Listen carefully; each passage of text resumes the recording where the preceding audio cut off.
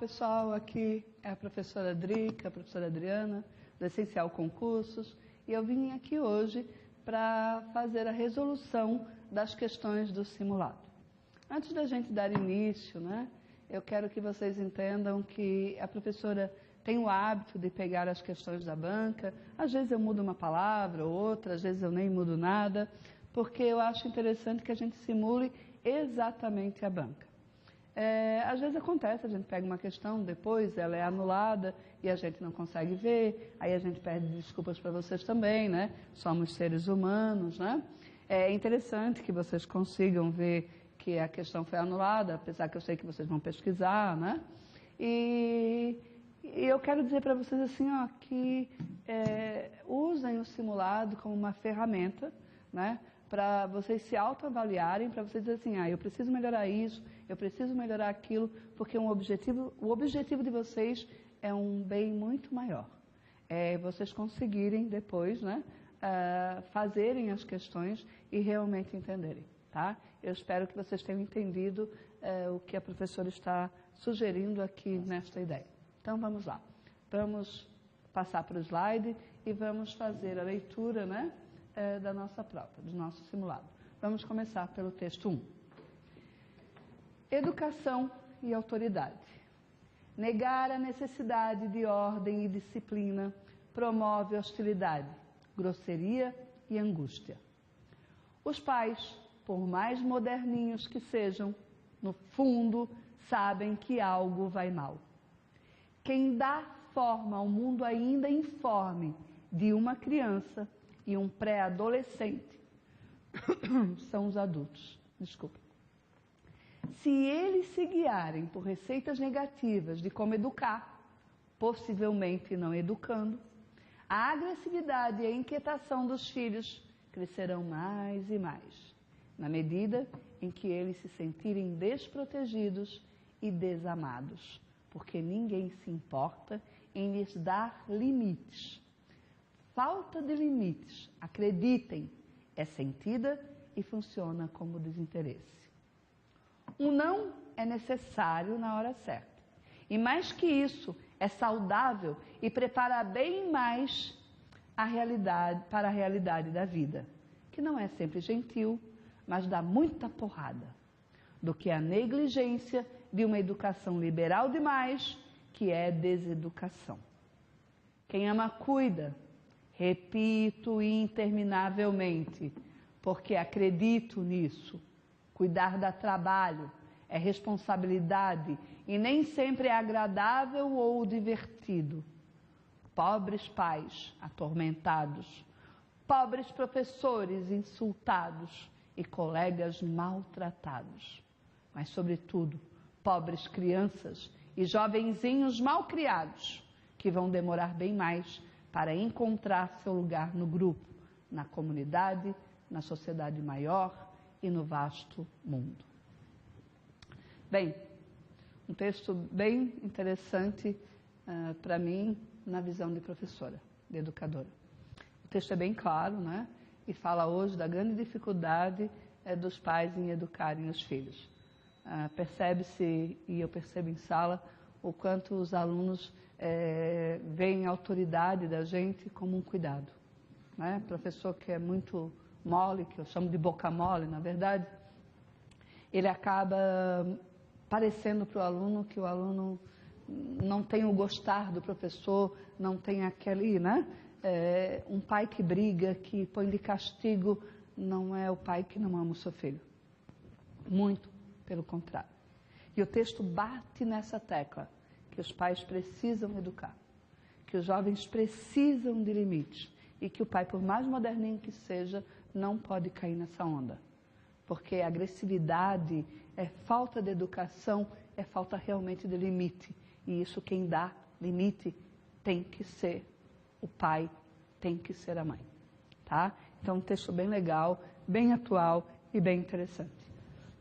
Vamos ver então o que o texto vem nos perguntar. Vamos lá, acompanhe no slide. Questão 33. Assinale a alternativa que se justifica pelo texto. Com acreditem, A autora se dirige aos pobres pais e professores insultados. Bem, ela até poderia, mas ela pode estar se dirigindo a todas as pessoas que leem, os leitores. Então, a gente tem que ficar com o pezinho atrás, né? B. Segundo Lia Luft, crianças e jovens custarão a encontrar seu lugar no mundo, porque não foram preparados para viver em comunidade. A gente pode inferir, a gente pode entender isso também. C. Para Lia Luft, os filhos devem ser educados com ordem e disciplina, ou eles mesmos se ressentirão da falta disso. D. A expressão jovenzinhos malcriados indica o afeto que a autora sente por nossa juventude. Quando ela disse jovenzinhos, ela quis se referir àqueles jovens que são mal educados. Então, ela não vai, né? Ela não é o afeto. E sim, ela quis dizer, né, com um certo tom de ironia, que esses jovens são problemáticos. Então, a gente poderia, né, como a gente quer, que justificaria o texto, eu considero que vocês vão tirar com facilidade a letra D. O que mais a gente poderia tirar? A letra A, porque não seria a ideia de só os professores insultados, né, e só os pobres pais. Então, a gente ficaria entre a letra B e a letra C?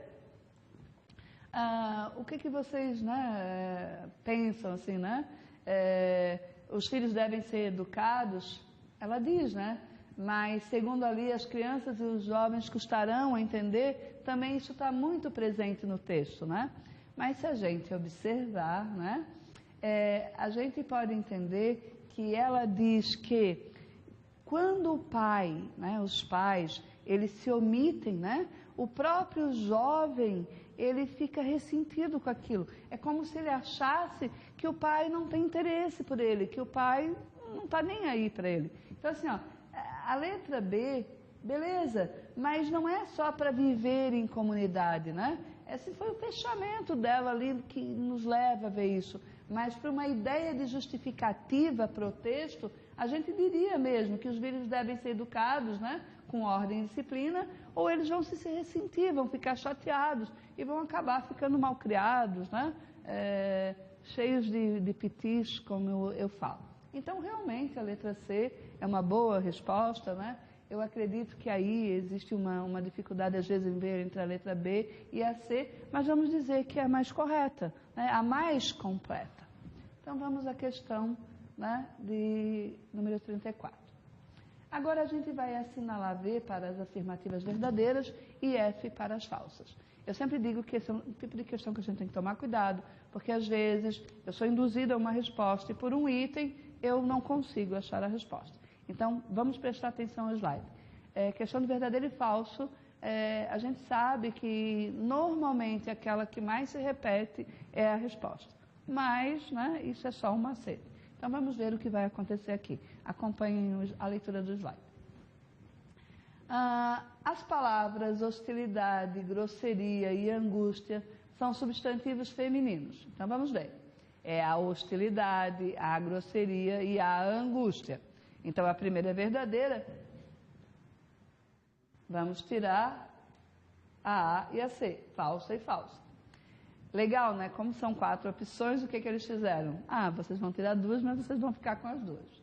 Se a gente observar, né, eu já sei que a segunda é verdadeira, que a terceira é falsa, que a quarta é verdadeira. Vocês estão vendo como é interessante?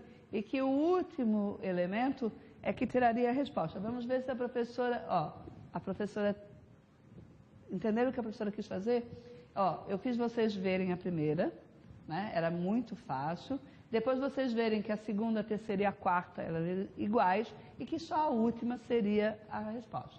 Então vejam que na alternativa, a última, em lhes dar limites, a palavra sublinhada refere-se a eles, os filhos, né?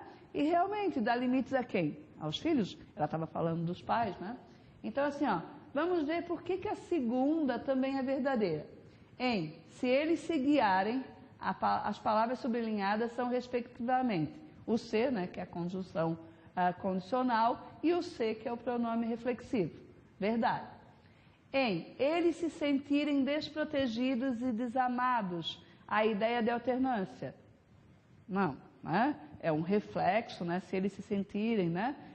Não dá uma ideia de alternância. A ideia de alternância é ou você trabalha ou você estuda, então ela realmente está errada, né? Em por que ninguém se importa, e por que acredito nisso, a ideia de causa, é o motivo, né?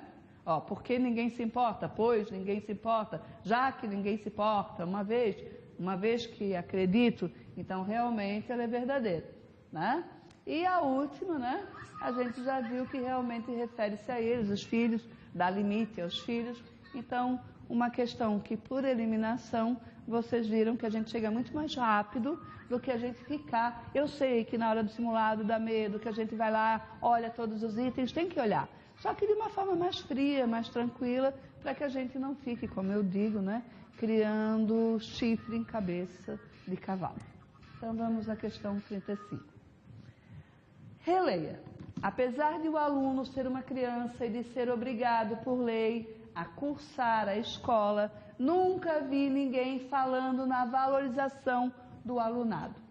Nesse trecho, o segmento apesar de introduz uma ideia de. É muito comum esse tipo de questão, né? O que é conformidade? Aceitação. O que é concessão? Contrariedade. Comparação, igualdade, inferioridade, superioridade. E a consequência seria o resultado.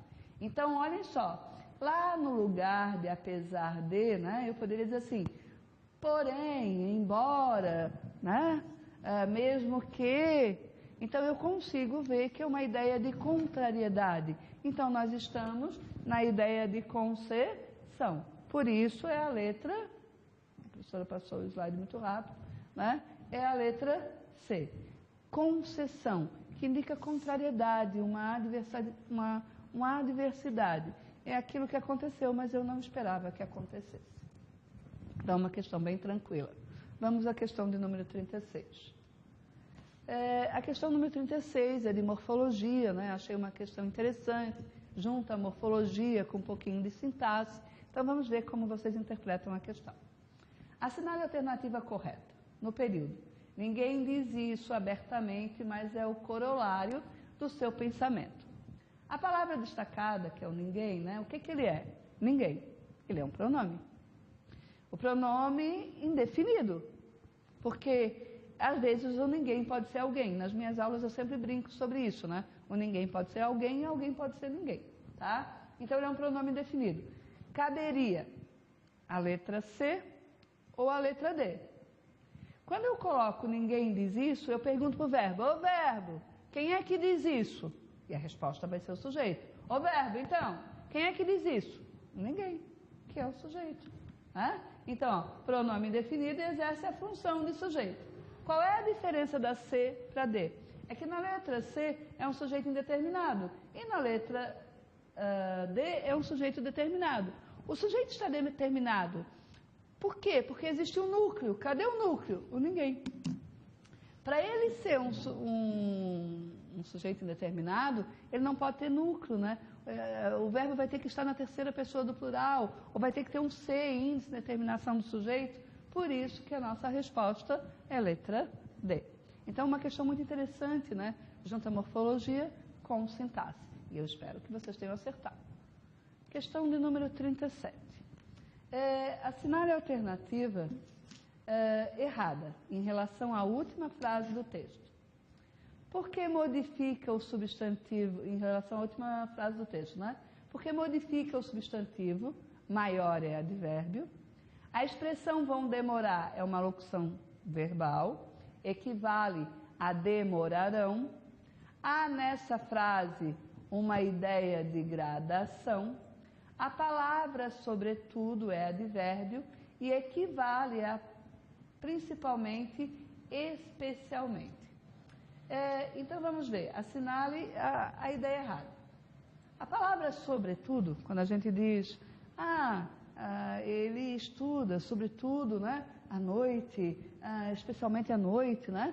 Então, a gente pode ver que a B é outra fácil, ó. A expressão vão demorar. Demorarão, né? Então, a gente já poderia ir tirando algumas coisas, né?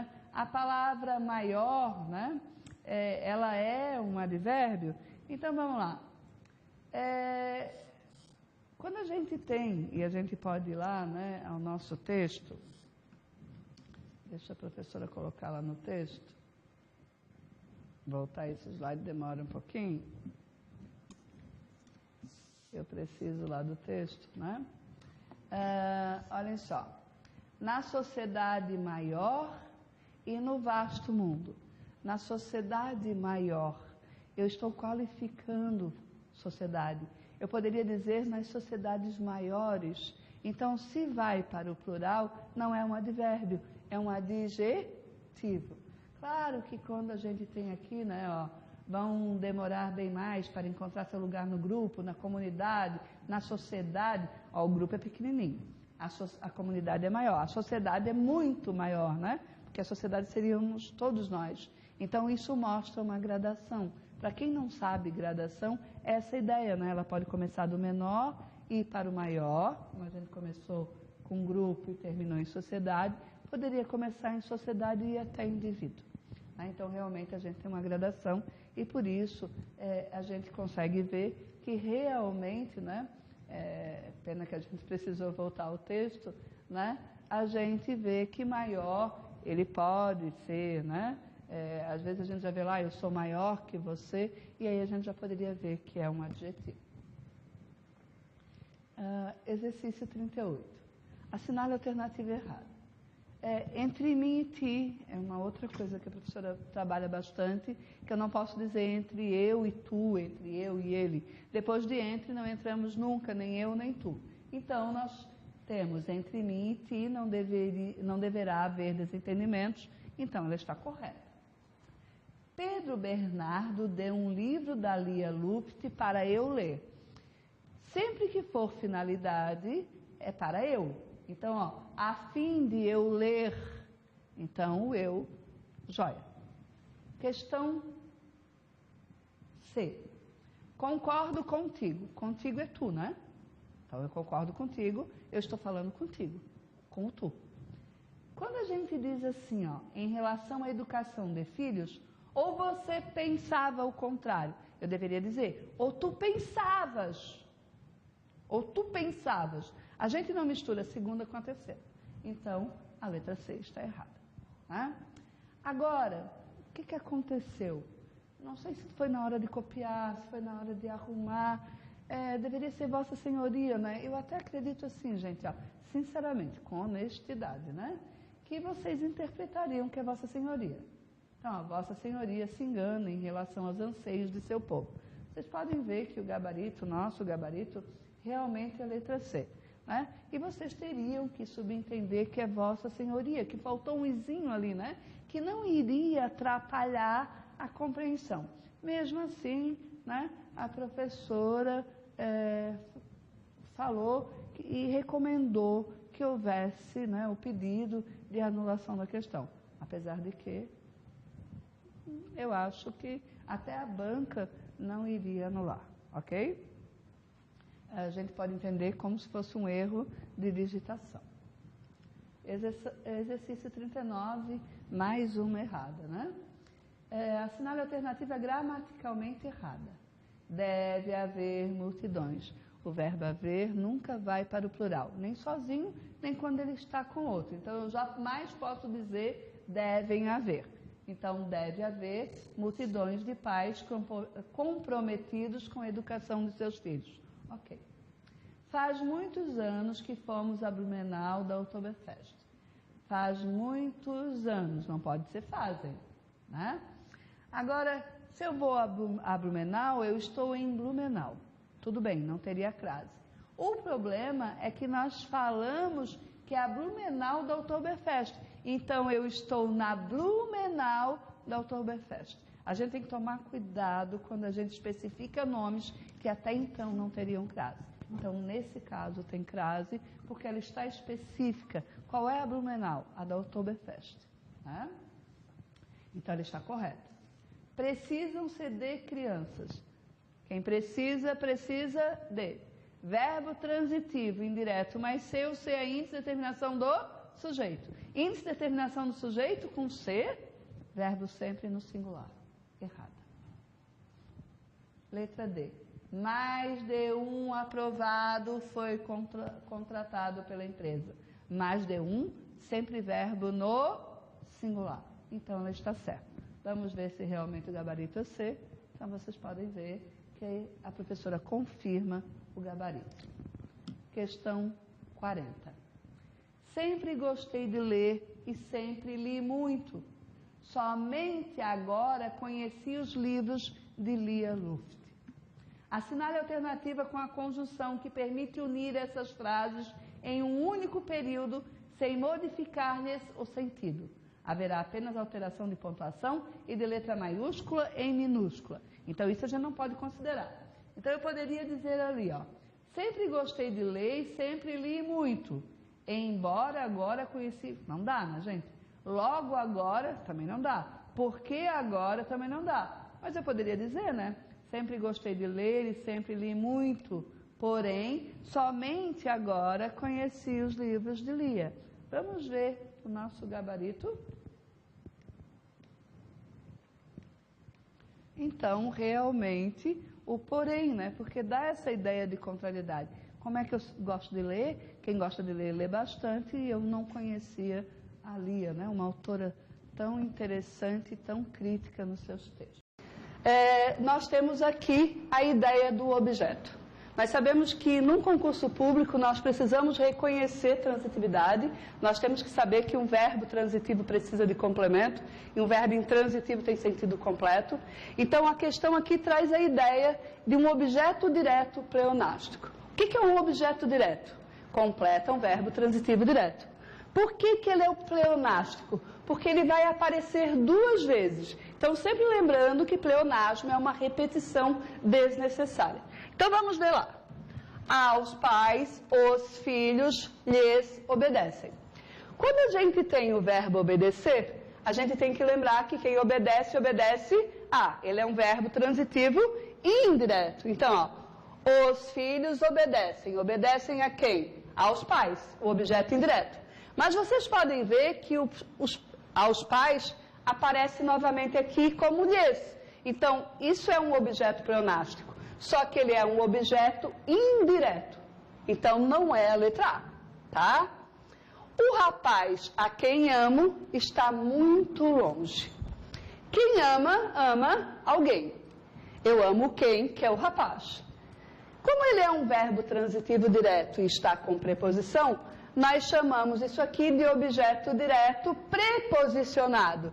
Eu dei uma preposição ao meu objeto, porque seria eu amo ao rapaz. Então, objeto direto preposicionado. Logo, não é a letra B. Letra C. Dinheiro eu não o tenho. Quem é o sujeito? Sou eu. Quem tem, tem algo. Verbo transitivo direto. Eu posso ter alguém também, claro. Nesse caso, não é o que eu tenho, mas sim o que eu não tenho. O que eu não tenho? Dinheiro. Então, o dinheiro é o objeto direto. Mas vocês podem perceber, ó, dinheiro eu não o tenho. Que o é o dinheiro novamente. Como o dinheiro é o objeto direto, porque quem tem, tem algo, e ele se repete aqui, o então, é o nosso objeto direto pleonástico, porque ele está repetindo. Na letra D, eu não preciso de ajuda, a gente consegue ver que quem precisa, precisa de, que isso era objeto indireto. Seria a mais fácil, né?